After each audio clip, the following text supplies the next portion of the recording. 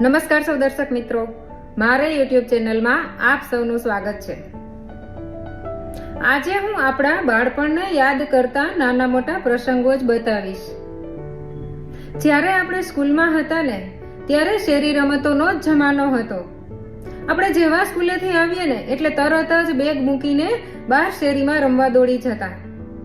હા, ત્યારે mummy papa કે દાદા દાદીના નાના મોટા થોડા કામ પણ કરતા, એટલે જ આ બધા નાના મોટા કામ પતાવીને અને સ્કૂલનો ટાઈમ પૂરો કરીને બાકીનો જેટલો ટાઈમ વધે ને એ બધો જ ટાઈમ રમવામાં જ કાઢતા। અરે ક્યારેક ફ્રેન્ડ્સ બોલાવે ને કે ચાલ ને જલ્દી રમવાનું મોડું થાય છે, ત્યાં તો આપણે બધું જ પડતું મૂકીને બહાર તરત જ ઠેકડા મારતા મારતા પહોંચી જઈએ। અરે પાછળથી મમ્મી બૂમા બૂમ કરે કે તારું લેસન તો કરતી જા, અરે લેસન ના કરતો આ બધું તું તારું ઠેકાણે તો પાડતી જા, પરંતુ સાંભળે એ બીજા। આપણે તો ત્યારે તોફાન અને મસ્તી જ કરી લેવાના અને સ્કૂલનું હોમવર્ક આવ્યું હોય ને એ પણ ફટાફટ પૂરું કરી નાખતા, કારણ કે નહીતર તો રમવાનો ટાઈમ ઘટે। અને વળી જો ક્યારેક આ રમતમાં આ લેસન રહી ગયું હોય ને તો સ્કૂલે જઈને તરત જ ટીચરના જ ફટકા પડતા। ક્યારેક તડકામાં ઊભા રાખતા, ક્યારેક ક્લાસની બહાર કાઢી મૂકતા, તો વળી ક્યારેક વાંકા વાળતા। અને વળી ઘણીવાર મેથ્સનો એક સમ ખોટો પડે ને તો હથેળીમાં સ્કેલ મારતા, 5 સ્કેલ। હવે એક સમની 5 સ્કેલ, જો કોઈને 2 સમ ખોટા પડ્યા હોય ને તો 10 સ્કેલ પડતી।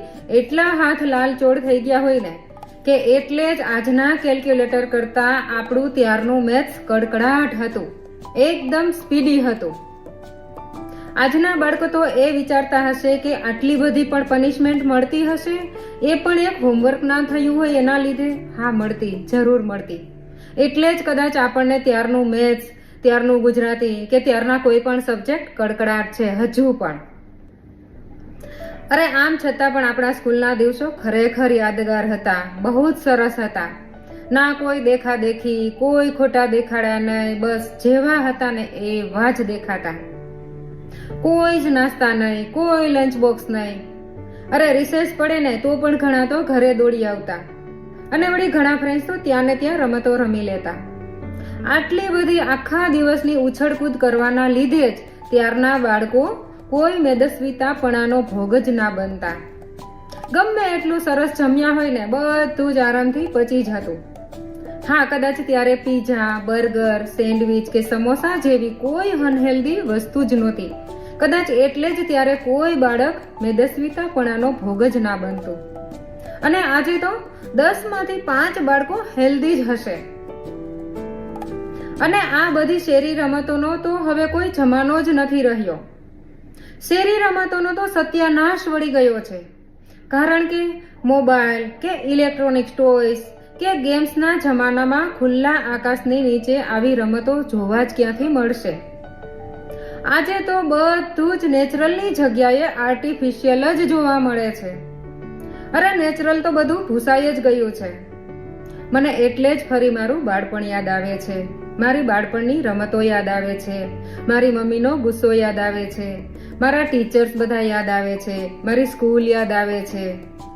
અરે મને તો ઘણીવાર એવું થાય છે કે બધી જ ફ્રેન્ડ્સ મને પાછી બોલાવે કે ચાલ ને આપણે આ બધી રમતો એકવાર ફરી રમી લઈએ, ફરીથી આપણું બાળપણ જીવી લઈએ। હા, બધા કહે છે કે યંગસ્ટરનો જમાનો જે છે ને એ જ ગોલ્ડન પીરિયડ છે, પરંતુ હું એવું માનું છું કે બાળપણનો જે જમાનો આપણો હતો ને એને જ ગોલ્ડન પીરિયડ કહેવાય, કારણ કે નિખાલસતા, નિર્દોષતા, અરે બધું જ પ્રેમથી કરી લેવાની છૂટછાટ હતી। કોઈ જ એવી ખોટી રોકટોક નહોતી, કોઈ દુઃખ લાગતું નહોતું, કોઈ તકલીફ પડતી નહોતી। એટલે જ આજે મને મારું બાળપણ બહુ યાદ આવે છે। તો દોસ્તો, હું પણ આજે આ બાળપણને યાદ કરતી એક કવિતા કહેવા જઈ રહી છું।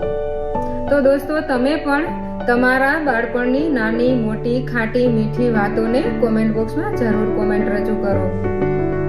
તો દોસ્તો, ફરી મળીશું કંઈક અવનવા જ વિચાર સાથે 25 ફેબ્રુઆરીએ। બાળપણની યાદ। આજે યાદ બહુ આવે મારું બાળપણ, જ્યારે કરતી તોફાનને રમતી તી, મમ્મી મારી પાછળ દોડતી તી ને હું કોઈક ખૂણે સંતાતી તી। રમવાની અધીરાઈથી લેશન કરતી તી, સખીઓ સંગ શેરીમાં રમતો રમતી હતી. ક્યારેક રીસામણા થતા હતા તો ક્યારેક મનામણા પણ થતા હતા. આજે વર્ષો બાદ એ જ મારી શેરી, એ શેરીમાં છે હજુ મારું ઘર. પણ મમ્મી પાછળ દોડતી નથી ને સંતાવાને કોઈ ખૂણો નથી. રમતો એ જ છે પણ રમવાનો સમય નથી. સખીઓ પણ એ જ છે મળવાનો સમય નથી.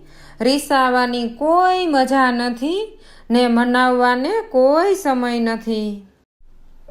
આજે યાદ બહુ આવે મારું બાળપણ, જ્યાં શ્રી તોફાન કરી રમતી હતી ને મસ્તી કરી રમતી હતી.